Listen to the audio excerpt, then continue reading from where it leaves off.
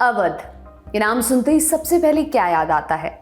अवध के नवाब और उनकी नवाबियत से जुड़े हुए अनेकों किस्से। याद आता है लखनऊ का इमामबाड़ा और वाजिद अली शाह से जुड़ी दो किंवदंतियां। पहली वो जिसमें वाजिद अली शाह अंग्रेजों से इसलिए बचकर नहीं भाग पाते हैं क्योंकि उन्हें जूती पहनाने के लिए कोई नौकर नहीं था। दूसरी मुंशी प्रेमचंद की शतरंज के खिलाड़ी के वो दो पात्र जो अवध के नवाब को बचाने की जगह शतरंज की बिसात पर अपनी जान दे देते हैं।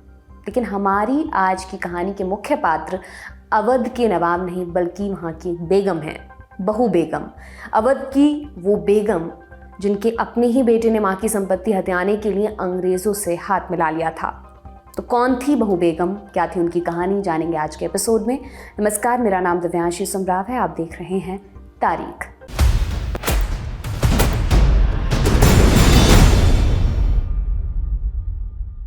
मुख्य कहानी पर आने से पहले थोड़ी सी भूमिका समझ लेते हैं। 18वीं शताब्दी में मुगल बादशाह औरंगजेब की मौत के बाद मुगलों के सितारे गर्दिश में थे। औरंगजेब के सिपह सालार अपने लिए अलग अलग राज्यों में स्वतंत्र सत्ता के अवसर ढूंढ रहे थे। इसी कड़ी में सादत अली खान ने अवध नवाबी की नींव रखी। उसके बाद नवाब बने सफदरजंग। तत्कालीन परिस्थितियों में ये सामान्य बात थी कि राजनीतिक लाभ के लिए राजनीतिक घरानों में शादी ब्याह किए जाते थे। ऐसा ही एक रिश्ता मुगलों और अवध के नवाबों के बीच हुआ। मुगल बादशाह मोहम्मद शाह रंगीला ने अपनी दत्तक पुत्री उम्मद उज ज़ोहरा की शादी नवाब सफदरजंग के बेटे शुजा-उद-दौला के साथ कर दी। मोहम्मद शाह की यही बेटी आगे जाकर कहलाई बहू बेगम। अवध की बेगमों में बेगम हजरत महल जैसे नाम शामिल हैं, लेकिन फिर भी बहू बेगम को अवध की सबसे महत्वपूर्ण बेगम माना जाता है। बहू बेगम अवध के तीसरे नवाब शुजा-उद-दौला की पत्नी थीं। इस समय तक अवध का राज्य अपनी उन्नति की ओर अग्रसर था। कुछ समकालीन इतिहासकार तो ये भी मानते थे कि जल्द ही अवध की राजधानी फैजाबाद, लखनऊ से पहले फैजाबाद नवाबों की राजधानी थी, शान और शौकत के मामले में दिल्ली को पीछे छोड़ देगा। लेकिन शायद नियति को मंजूर नहीं था। साल 1764 ईस्वी बक्सर के मैदान में ईस्ट इंडिया कंपनी के हाथों हारने के बाद अवध की प्रतिष्ठा को काफी ठेस पहुंची। अंग्रेजों ने अवध को कंपनी राज्य में तो नहीं मिलाया, परंतु उसके ऊपर भारी युद्ध हर्जाना जरूर लगा दिया। नवाब इस हर्जाने को भरने में असमर्थ थे।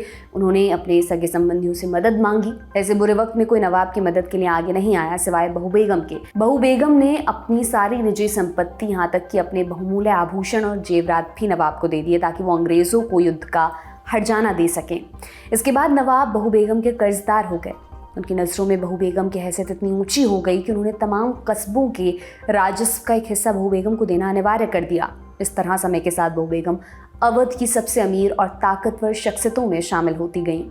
लेकिन इसी के बाद उनके लिए दिक्कतें भी खड़ी होनी शुरू हो गईं। साल 1775 बक्सर के युद्ध के लगभग एक दशक बाद नवाब शुजा-उद-दौला का इंतकाल हो गया। शुजा-उद-दौला के दो बेटे थे, शहादत अली और आसफ-उद-दौला। चर्चाओं का बाजार गर्म था कि इनमें से अवध का अगला नवाब होगा कौन। अंत में फैसला बहू बेगम ने किया और आसफ-उद-दौला नए नवाब बने।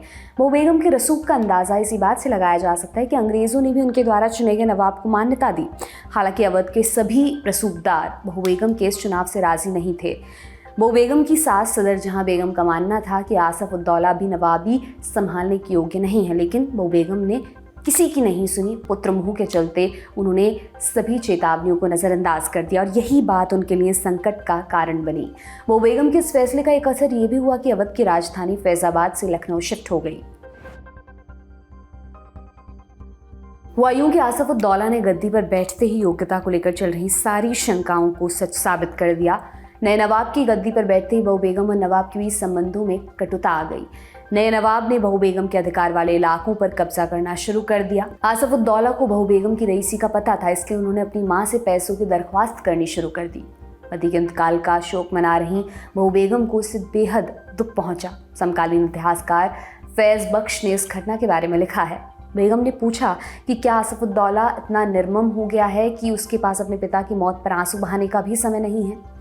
बेटे की जिद के आगे बहू बेगम को एक बार फिर से झुकना पड़ा। उन्होंने आसफ-उद-दौला को अपनी दौलत का एक बड़ा हिस्सा दे दिया। हालांकि नए नवाब को इससे भी संतुष्टि नहीं मिली। नवाब ने बहू बेगम से मांग की कि वे अपनी सारी संपत्ति उनके नाम कर दें, क्योंकि उन्हें लगता था कि नवाब होने के नाते राज्य की समस्त संपत्ति पर उनका हक है। साथ ही नए नवाब ये भी महसूस करने लगे थे कि अगर उन्हें स्वतंत्र शासन करना है तो सबसे पहले बहू बेगम के प्रभाव को सीमित करना होगा। चूंकि फैजाबाद में रहते हुए ऐसा करना मुमकिन नहीं था, तो आसफ उद्दौला ने अपनी राजधानी फैजाबाद से लखनऊ शिफ्ट कर दी। हालांकि बहू बेगम की प्रतिष्ठा के ऊपर इस कदम का कोई असर नहीं हुआ। हाँ, इतना ज़रूर हुआ कि अवध में सत्ता के 2 केंद्र हो गए, एक नवाब का लखनऊ में, दूसरा बेगम का फैजाबाद में। इसी बीच इस खेल में एक और खिलाड़ी की एंट्री हुई, ब्रिटिश ईस्ट इंडिया कंपनी। जैसा हमने पहले बताया, बक्सर के युद्ध के बाद भी अवध ब्रिटिश इंडिया का हिस्सा नहीं बना था, लेकिन जब अवध में माँ बेटे के बीच तनातनी शुरू हुई, अंग्रेजों को एक और मौका मिल गया। कहानी कुछ यूं आगे बढ़ी कि बेगम और नवाब दोनों ने ही मध्यस्थता के लिए ब्रिटिश ईस्ट इंडिया कंपनी को आमंत्रित किया, लेकिन कंपनी को बस पैसों से मतलब था। इस एवज में उन्होंने नवाब से पैसों की मांग की, मगर अवध में पैसों की पहले से दिक्कत चल रही थी। उधर आसफ उद्दौला खामियों के बावजूद अपनी दरियादिली के लिए भी जाने जाते थे। मिसालें मिलती हैं कि वे गरीबों में खरबूज बांटा करते थे। जब उन खरबूजों को काटा जाता, उनमें सिक्के निकलते। ऐसे ही अवध में अकाल पड़ने पर उन्होंने लखनऊ में बड़ा इमामबाड़ा बनवाया ताकि लोगों को रोजगार मिल सके। इन्हीं कारणों से उस समय अवध में एक कहावत प्रचलित हुई, जिसको ना दे मौला उसको दे आसफ उद्दौला।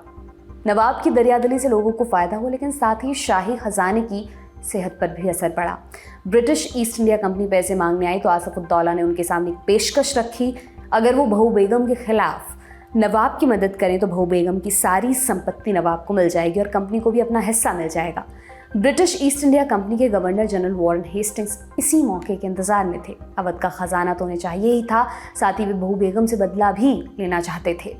दरअसल 1775 में एक संधि के बाद बनारस की रियासत अंग्रेजों के कंट्रोल में आ गई थी। यहाँ के महाराजा चेत सिंह थे। संधि के तहत चेत सिंह कंपनी को पैसा चुकाते थे, लेकिन वॉरेन हेस्टिंग्स का लालच दिन ब दिन बढ़ता जा रहा था। उन्होंने चेत सिंह से 5 लाख अतिरिक्त राशि की मांग की। एक लोक कथा के अनुसार हेस्टिंग्स ने संदेश भेजा था, या तो एक सेर चींटी के सर का तेल दो या 10,000 सोने की मोहरें। चेत सिंह ने इनकार कर दिया। तब हेस्टिंग्स अपनी फौज लेकर बनारस पहुंच गए। यहाँ हुई जंग में हेस्टिंग्स के 200 सिपाही मार डाले गए और उन्हें भी कैद कर लिया गया, लेकिन हेस्टिंग्स किसी तरह औरतों के कपड़े पहनकर भाग निकले। कहावत चली, हाथी पर हौदा और घोड़े पर जीन, ऐसे भागा वॉरेन हेस्टिंग। अंत में बनारस का विद्रोह किसी तरह दबा दिया गया, लेकिन इस बेइज्जती का जख्म हेस्टिंग्स को हमेशा सालता रहा। उनका यह भी मानना था कि चेत सिंह की बगावत में बहू बेगम का बड़ा हाथ है। इसलिए जब अवध में मौका मिला तो हेस्टिंग्स ने आसफ उद्दौला की साइड ले ली और उन्हें भरोसा दिया कि बहू बेगम के खिलाफ अगर नवाब कोई कदम उठाते हैं तो कंपनी हस्तक्षेप नहीं करेगी। नवाब को बेगम की संपत्ति लूटने से रोकने वाला कोई नहीं था। नवाब ने अपनी फौज को लखनऊ से फैजाबाद भेजा। कंपनी की एक टुकड़ी भी नवाब की फौज के साथ गई। इतनी बड़ी फौज से लड़ने की ताकत बहू बेगम में नहीं थी, इसलिए उन्होंने सरेंडर कर दिया। बेगम की संपत्ति पर नवाब आसफ उद्दौला का कब्जा हो गया और उन्होंने उसे अपने वफादारों में बांट दिया। एक अनुमान के मुताबिक इस अभियान में जब्त की गई संपत्तियों का कुल मूल्य उस समय करीब 1 करोड़ रुपए था। बहू बेगम को सिर्फ दौलत से ही हाथ नहीं धोना पड़ा। बेगम के वफादार ख्वाजा सराय जवाहर अली खान को जंजीरों में बांधकर लखनऊ ले जाया गया। नवाब को लगता था वे नवाब के खिलाफ बहू बेगम के कान भरते हैं। जवाहर अली के लिए बहू बेगम ने 5 लाख रुपए नवाब को चुकाए, तब जाकर उन्हें छोड़ा गया। बहू बेगम को अपनी आगे की जिंदगी मुफलिसी में बितानी पड़ी। अंतिम समय में उनका कोई सगा संबंधी साथ नहीं था। इसी हालत में साल 1815 में उनकी मृत्यु हो गई। अवध के इतिहासकारों ने बहू बेगम के बारे में लिखा है कि वे कुशल प्रशासक थीं। इसके अलावा बक्सर की जंग के बाद अपने परिवार के सम्मान को बचाने के लिए भी उन्हें याद किया जाता है। हेस्टिंग्स प्रकरण के चलते लंदन तक में उनका जिक्र होता था। बाद में जब वॉरेन हेस्टिंग्स पर लंदन में महाभियोग का मुकदमा चला, उसका एक बड़ा कारण बहू बेगम के खिलाफ हेस्टिंग्स की कार्रवाई थी।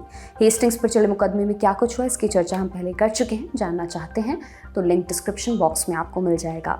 आज के एपिसोड में इतना ही। इसे लिखा था हमारे एक दर्शक समीर त्रिपाठी ने। देखते रहिए दी लंदन टॉप। शुक्रिया।